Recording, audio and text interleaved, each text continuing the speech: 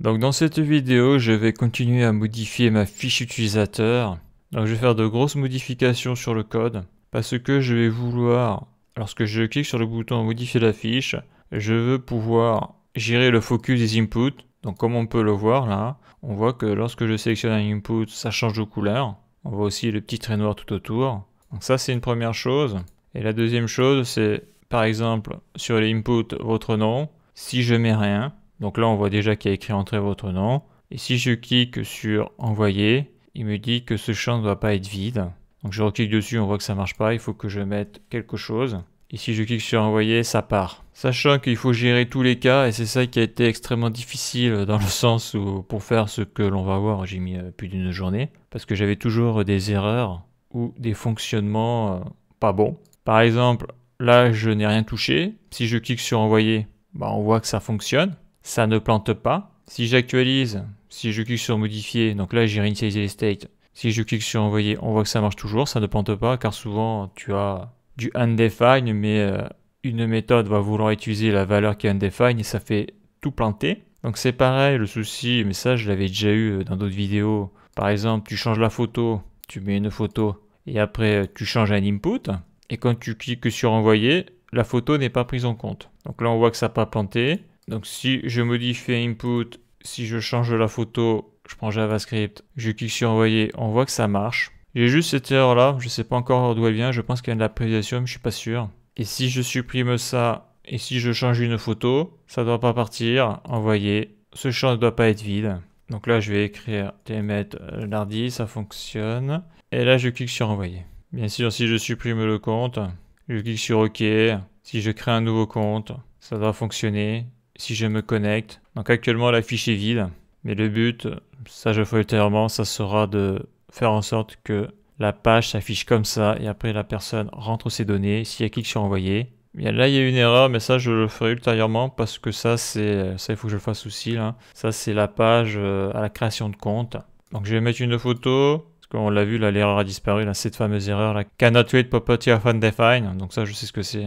Le gros souci, c'est qu'il faut gérer la photo, les inputs, donc tout ça, ça va être dans du form data, il faut gérer tous les cas de figure. Et ça, j'utilise que les states classiques. Envoyer. Voilà, j'actualise. Donc là, pour moi, tout est bon. Sauf que au niveau du contrôle du champ, j'ai fait que le premier pour le moment. Pour les autres, je verrai après. Parce que là, la vidéo que je vais faire, je ne sais pas combien de temps elle va durer. Donc, voilà ce que l'on va voir dans cette vidéo.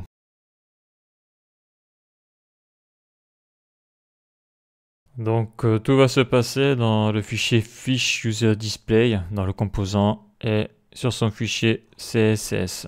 Donc, voici l'état initial. Donc là, on voit que lorsque je sélectionne les inputs, ça ne change pas de couleur. Et bien sûr, si je mets rien, si je fais envoyer, ça part. Donc, c'est ça que je vais vouloir modifier. Déjà, je vais commencer par les inputs, mettre le placeholder et lorsque je sélectionne l'input, que la couleur change au niveau de l'input. Donc je vais descendre tout en bas du fichier au niveau du GSX.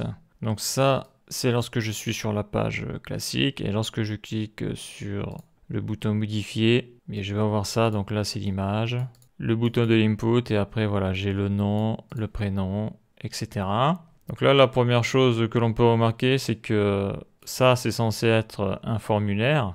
Donc on le voit, ça c'est un formulaire, hein. Mais je n'ai pas respecté ce que l'on est censé mettre dans un formulaire. Donc là, j'ai mis dans la vidéo précédente la base form. Mais après, lorsque tu as un input, comme ici, là, input, ici, là, tu mets pas un paragraphe, tu mets un label. Donc j'avais fait ça au début parce que j'avais fait comme pour ma page de connexion, comme j'avais que deux inputs à mettre, c'est-à-dire que tu appuyais sur un bouton et tu transformais ton paragraphe en input pour pouvoir y mettre de la donnée. Mais bon, ça reste un formulaire. Donc il va falloir que je modifie tout ça, que je rajoute des labels. Et après, pour pouvoir interagir dessus avec le CSS, il va falloir que je rajoute des classes. Donc déjà, tout le formulaire, je vais le mettre dans une classe. Donc je vais mettre une div. Dans cette div, donc je vais y mettre le class name. Et cette classe va avoir un nom composé. Donc là ici, parce qu'on est dans les modules CSS. Et quand tu as un nom de classe avec un trait d'union, eh bien, il faut mettre la classe comme ça, entre crochets, avec les doubles quotes, et on va appeler ça groupe contrôle. Donc bien sûr, il n'y a pas de point quand on utilise les crochets, la notation par crochet. Donc là, actuellement, elle n'est pas définie, je le ferai plus tard. Donc là, je fais CTRL X. Là, je sélectionne ici et je vois que c'est là. Je fais CTRL V. Ça, c'est bon. Parce que je vais commencer du haut et je vais descendre. Donc après, je vais commencer donc par l'input ici où on met le nom. D'ailleurs, je vais faire une délimitation. Voilà. Parce que ici, c'est le prénom. Donc moi, j'aime bien mettre des commentaires comme ça parce que visuellement, je vois d'un coup d'œil les délimitations, surtout quand le fichier commence à être long. Voilà, là, je sais que là, entre les vers, ici, j'ai mon code actif. Donc déjà, quand tu as input, ben, tu mets un label. Bon, ce formulaire, je l'avais fait il y a très longtemps, hein. Voilà, ça, c'est la première chose. Donc, ben, écoute, tant que j'y suis, je vais remplacer tous mes P là. Donc, je sélectionne Alt, Alt, Alt, Alt. Toujours en laissant la touche enfoncée, CTRL V. Voilà, ouais, quoi que j'aurais pu faire aussi à côté là. Donc je sélectionne, je laisse la touche Alt enfoncée, et avec la molette je peux descendre comme ça. Et je fais CTRL V. Donc ça c'est la première chose, voilà, ça c'est bon. J'ai remplacé mes paragraphes par des labels.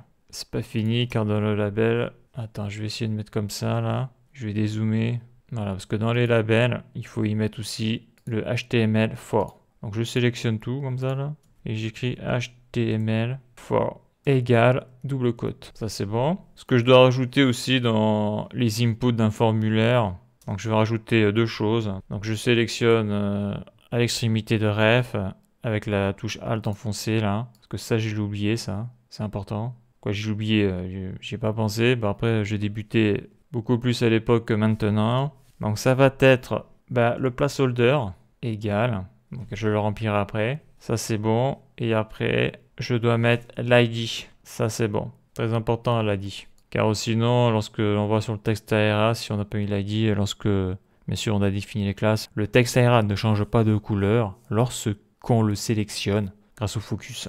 Donc je me remets ici, je zoome un peu. Donc là j'ai mis mon label, là j'ai mis le placeholder, le ID. Donc le placeholder c'est lorsque l'input est vide, eh bien tu mets un petit message. Entrez votre nom.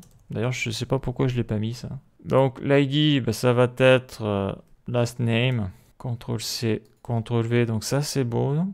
Maintenant ce qui va manquer, très important, ça va être la classe. C'est-à-dire qu'il va falloir que je mette une classe. Et donc je vais mettre tout ça dans une div, class name, les accolades, et je vais appeler ça name, input, classes. Voilà, comme ça, quand le nom ne sera pas valide, eh bien je pourrai changer directement la classe. Alors pourquoi je marque ça comme ça? Parce qu'après, eh bien, je vais faire une condition pour changer ma classe. Donc, je peux la faire maintenant, hein. Alors, cette condition, elle était compliquée à faire. Je vais le mettre ici, là. D'ailleurs, ça, je vais le mettre comme ça. Ça, je vais le mettre comme ça. Et là, je vais écrire condition pour changer la classe de l'input si l'input n'est pas valide.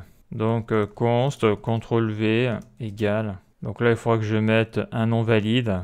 Donc, ça, c'est pareil. Le souci, c'est que la variable, je ne l'ai pas définie. Donc, je vais mettre nul. Quoi que je vais mettre nul, je vais mettre false, le temps que je fasse la variable. Donc là, j'ai mis false. Ça veut dire que si mon nom dans l'input n'est pas valide, je vais vouloir afficher là ma classe que je vais appeler invalide. Et ça va me changer la couleur de l'input. Donc pour ça, je vais utiliser l'opérateur ternaire. Donc pour le moment, je le mets à false parce que ce qui va m'intéresser, c'est de changer la couleur de l'input. Donc si c'est true, tu affiches ce code-là. Donc ce code-là, ça va être la classe de base. Donc c'est un nom composé, donc c'est classes, et on va chercher la classe comme ça, dans les crochets, double quote pour mettre une string, et je vais l'appeler form control, formulaire control. Et si c'est false, donc pareil, classes.invalide. Donc ça va être ma classe avec la couleur de l'input, plus la petite bordure. Bon, la bordure, c'est sûr que je vais la mettre en rouge. Après, c'est la couleur, je ne sais pas si je vais la changer. Mais voilà, donc c'est comme ça que ça s'écrit. Donc un truc qu'il faut savoir, c'est quand tu vas rajouter deux classes. Donc lorsque tu utilises les modules CSS, il faut utiliser les backticks. C'est difficile la première fois à faire ça. Pourquoi? Parce que là, tu as les classes classiques, classes.invalide, avec la notation en point. Lorsque c'est un nom composé ici, là, tu es obligé de mettre ça entre double quote, donc c'est une string, et tu es obligé de mettre ça entre crochets pour pouvoir aller chercher la bonne classe. Et lorsque tu veux mettre deux classes, parce que souvent c'est comme ça en CSS, hein, tu vas mettre par exemple ici là, la classe form control. Donc dedans, tu auras un style.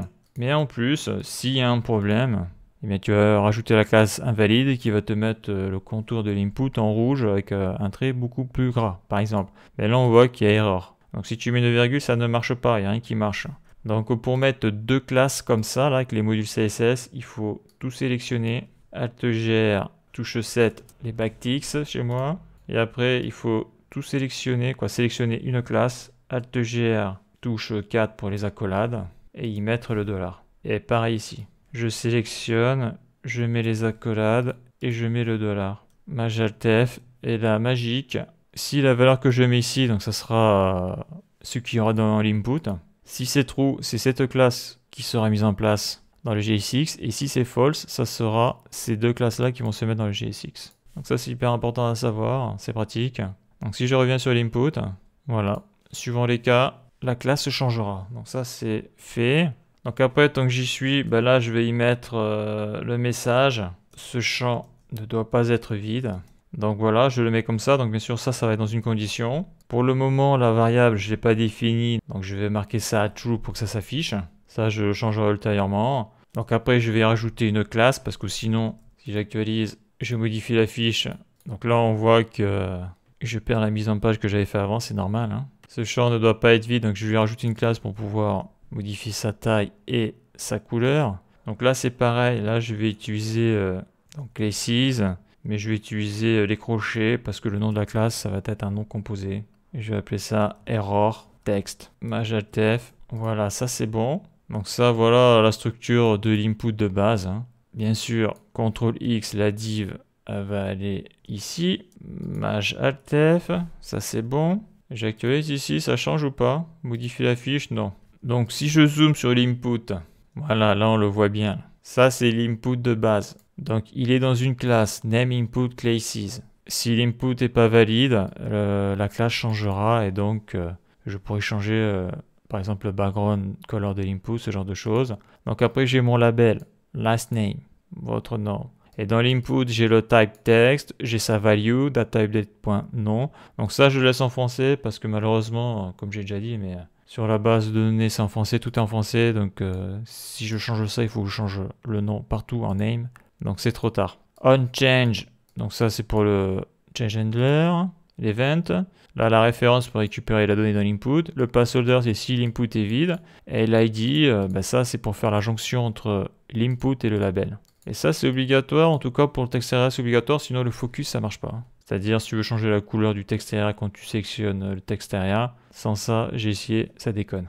Et après j'affiche mon texte d'erreur. Actuellement j'ai mis à true, hein, c'est pour faire le CSS après. Donc ça c'est bon. Donc là je vais faire la même chose ici. Alors pas tout à fait, je vais juste rajouter le placeholder LID. Parce que le reste là pour la validation, je ferai ça ultérieurement. Parce qu'il faut déjà que je fasse marcher celui-là pour le nom. Par contre lui je vais le faire. Lui. Donc entrez votre prénom. D'ailleurs je vais mettre un Z hein, parce que c'est plutôt de l'impératif.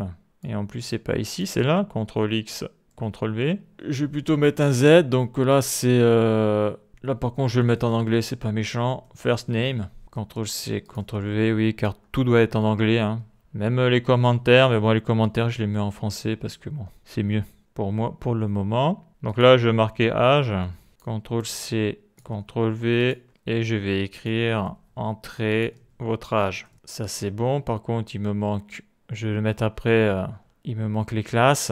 Donc CTRL-C, CTRL-V, entrez votre job, là on va le marquer comme ça, quoique non on va le marquer comme ça, CTRL-C, CTRL-V, on va marquer job, CTRL-C, CTRL-V sur l'ID, ça c'est bon.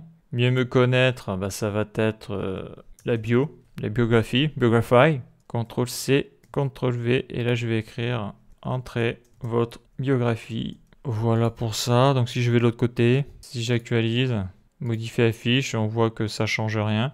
Donc on voit tout est petit, le seul truc qui change c'est si je vire tout, voilà. J'ai les placeholders qui fonctionnent bien, donc ça c'est ok. Donc maintenant il faut que je rajoute les classes. Donc en gros tu as deux types de classes, tu as la classe qui prend tout le formulaire, group control, et tu as la classe pour chaque input. Et dedans on a vu qu'il y avait form control et classe invalide, suivant les cas. Donc là, qu'est-ce que je vais faire? Je vais mettre qu'une seule classe. Là.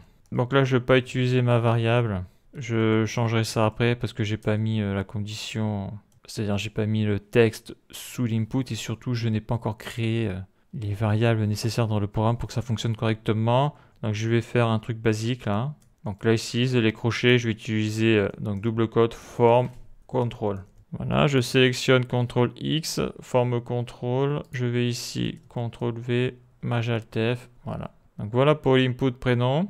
Là un commentaire input pour entrer l'âge. Là je sélectionne CTRL C, CTRL V. Et ça je sélectionne CTRL C, CTRL V. Je fais Maj Alt F. Voilà pour l'input pour entrer l'âge. Donc là, je vais faire CTRL/ input pour entrer la profession. Je sélectionne CTRL-C, CTRL-V. D'ailleurs, je vais le faire ici, CTRL-V. C'est bon. Je sélectionne ici CTRL-X, CTRL-V. Je sélectionne ici CTRL-X, CTRL-V. Maj Alt F. Voilà, je vais rajouter un petit commentaire. CTRL/input pour mettre sa biographie. Maj Alt F. Donc voilà pour l'input, je pense que je n'ai rien oublié. Donc ça c'est pour sa biographie. Ça c'est l'input pour entrer la profession. Ça c'est l'input pour entrer l'âge.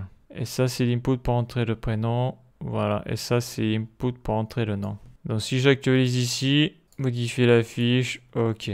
Donc maintenant que ça c'est bon, je vais rajouter les classes CSS ici. Là. C'est ce que l'on va voir maintenant.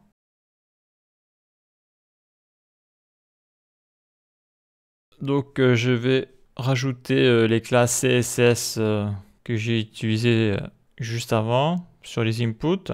Donc là, tant que je suis sur le texte derrière, là, je vais arrondir les angles. Border radius et je vais mettre 5 pixels. Modifier la fiche. Donc là, on voit que c'est un peu plus arrondi, c'est mieux.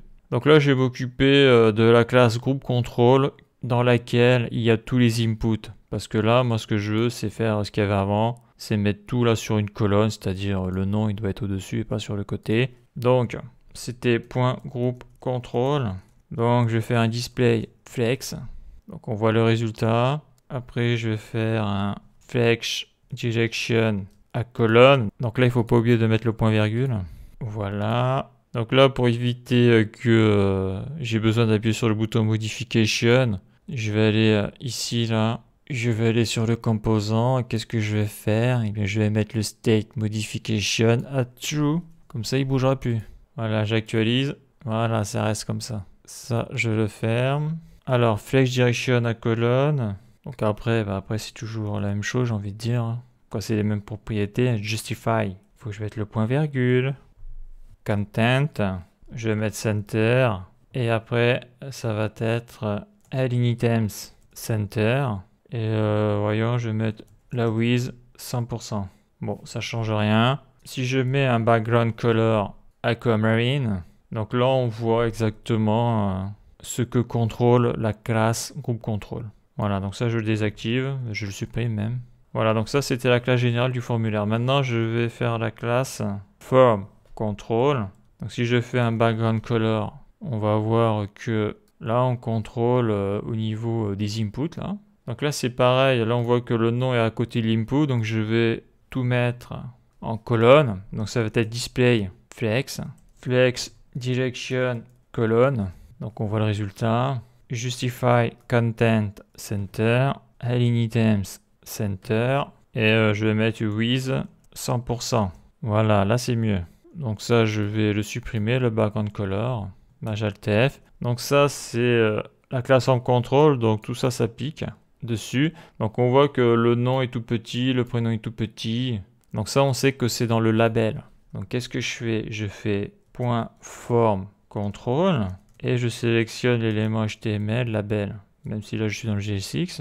Et là je vais mettre une font size de 3 rem. Et là on voit le résultat, c'est beaucoup plus grand maintenant. Donc je sélectionne ça, CTRL C, CTRL V et là je vais faire l'input. Donc on voit aussi l'intérêt du SCSS, hein, c'est qu'avec le SCSS, bon là j'utilise pas, hein, mais t'as pas besoin de retaper à chaque fois, form control, tu tapes directement. Donc ici tu as form control et après tu tapes label, input. Bon après le gros intérêt de le taper comme ça, c'est qu'à chaque fois tu perds pas le nord, quoi. Tu sais que là tu es à form control label, form control input. D'ailleurs je l'ai pas montré, je vais faire un background color vite fait, voilà la zone d'action de cette classe. Donc là je vais faire un CTRL X.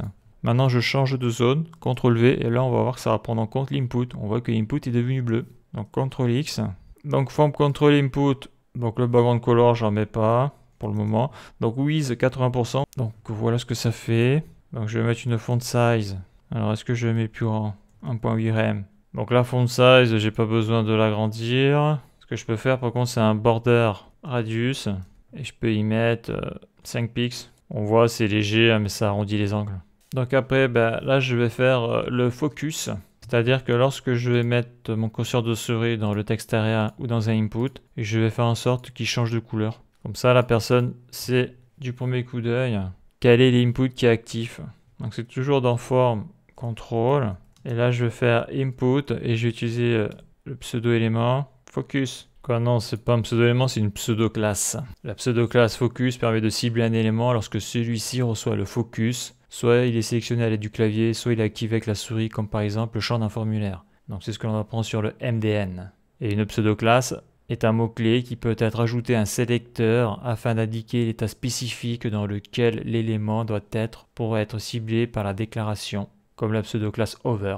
Alors que le pseudo-élément est un mot-clé à ajouter à un sélecteur qui permet de mettre en forme certaines parties de l'élément ciblé par la règle. Ainsi, le pseudo-élément first line permettra de ne cibler que la première ligne d'un élément visé par le sélecteur. C'est comme after, ce genre de choses. D'ailleurs, j'ai jamais utilisé encore. Donc là, dans form control input focus, qu'est-ce que je vais faire? Je vais changer la couleur, background color, je vais y mettre anti-white. Donc là, si je le sélectionne, ça ne marche pas. Alors probablement parce que c'est déjà du anti-white. Alors je vais mettre un truc plus foncé. Voilà, je sélectionne, ouais, là ça marche. Donc là on voit que ça fonctionne. Par contre on voit que le texte area ne marche pas. C'est normal, ça c'est un texte area, ça c'est input. Donc c'est pas la même chose. Donc pour que ça fonctionne, il faut faire virgule et je vais rajouter texte area de point focus. Et là ça va marcher. Là je clique. Donc on voit la zone qui est sélectionnée. Donc ça fonctionne. Donc après qu'est-ce que je peux faire? Je peux faire un border solide black 3 pixels. Donc si je sélectionne, on voit qu'il y a un trait noir qui apparaît. Peut-être mettre un trait vert, voir à quoi ça ressemble. Ouais, c'est bizarre. Donc voyons, je vais mettre outline, anon. Je clique ici. On voit plus le petit trait blanc qu'il y avait là. Bon après là, le vert ça fait dégueu là. Faut un vert foncé. Bon, je vais laisser sur noir. Donc voilà, le design, c'est une spécialité. Si je mets sur 4 pixels, je mets comme ça. Voilà, et si je vire le none, il doit y avoir un petit trait blanc en principe. Voilà, là on voit le petit trait blanc là. Bon, ça, je vais le mettre. Donc là c'est bon. Donc form control input focus et text area focus, ça fonctionne. Donc après pour le texte ici, donc ça sera affiché que lorsque il y aura un souci avec l'input. Donc la classe, je l'avais appelée invalide input. Donc si je mets un border 5 pixels solide et red. Voilà. Donc là il passe rouge parce que je l'avais mis à true. Donc voilà, invalide input. Donc après quand il est sélectionné, il y a aussi une histoire de invalide input focus. Maintenant si je fais un background color, je le mets en violet. Ouais voilà, ouais. Je vais le mettre comme ça. Bon en réalité, ça sert à rien quoi. Ça sert à rien, c'est-à-dire que le mieux c'est de mettre ça là. CTRL C, CTRL V, ouais. Et si je le vire, ça fait quoi? Bon, ça sert à rien. Ce que je peux faire, ouais, mais là je l'ai mis à true, c'est-à-dire il n'est pas valide. Donc lui pour le moment je le laisse comme ça, je verrai plus tard. Parce qu'après il faut faire des tests en réel. Par contre là je vais modifier le texte là. Donc je vais appeler .errorText. Donc là je vais mettre une color red. Je vais mettre une font size de 1.8 rem. Un background color yellow pour que ça ressorte et un border radius 5 pixels. Alt-F. Donc voilà pour ça. Donc juste un petit truc. Si je clique ici sur F12, je mets comme ça. Je clique ici. Je clique là. Donc là, ce que je veux montrer là, c'est qu'on voit la classe. Donc c'est fiche user display underscore error text. Donc ça c'est parce que j'utilise les modules CSS et ça me met après à côté là l'ID, l'identifiant unique de cette classe-là. Et là, je vais faire un test. Si je rajoute forme contrôle comme ça, qu'est-ce que ça fait? À mon avis, ça doit rien faire. Je clique ici, je clique là. Ouais. Donc, quand tu veux faire des tests ou tu veux savoir si ça fonctionne ou pas, il suffit de sélectionner l'élément pour voir si la classe a bien été injectée dans le code HTML. Là, par exemple, si je clique ici, là. Donc là, je suis sur l'input type test. Je suis sur first name. On voit le placeholder. Et donc on voit que c'est du flex et on voit surtout ici là sa classe, parce que là je fais ça, je le cache. On voit que sa classe c'est donc fiche user display underscore form control underscore et l'identifiant unique. Donc ça c'est du BIM je pense, block element model au niveau de la manière dont c'est écrit. Donc voilà pour ça. Donc on a vu le HTML et le CSS de base là que j'ai rajouté sur mon formulaire. Alors pour aérer tout ça, je vais quand même rajouter un peu de margin. Donc là je suis sur forme control. Je vais rajouter un margin top, un rem. Donc on voit qu'il y a un peu plus de place. Et là sous le input, j'ai envie de rajouter aussi un peu de place entre l'input et le prénom. Donc soit je le fais ici. Je vais rajouter un margin top 0.5 rem. Voilà, ça respire un peu mieux, même trop. Je vais mettre 0.3 rem. Et lui là, pareil, je vais mettre, parce que là c'est collé là. Je vais le décoller là, le error text. Je vais mettre un margin top 0.2 rem. On voit ça s'est décollé légèrement. Je vais mettre 3 rem. Voilà, c'est bon pour le moment. Donc on a vu les modifications sur la partie donc GSX et la partie CSS de ma fiche utilisateur. Donc dans la prochaine vidéo, je vais faire les modifications sur la partie logique, sur la partie dynamique. Donc la suite dans le prochain épisode.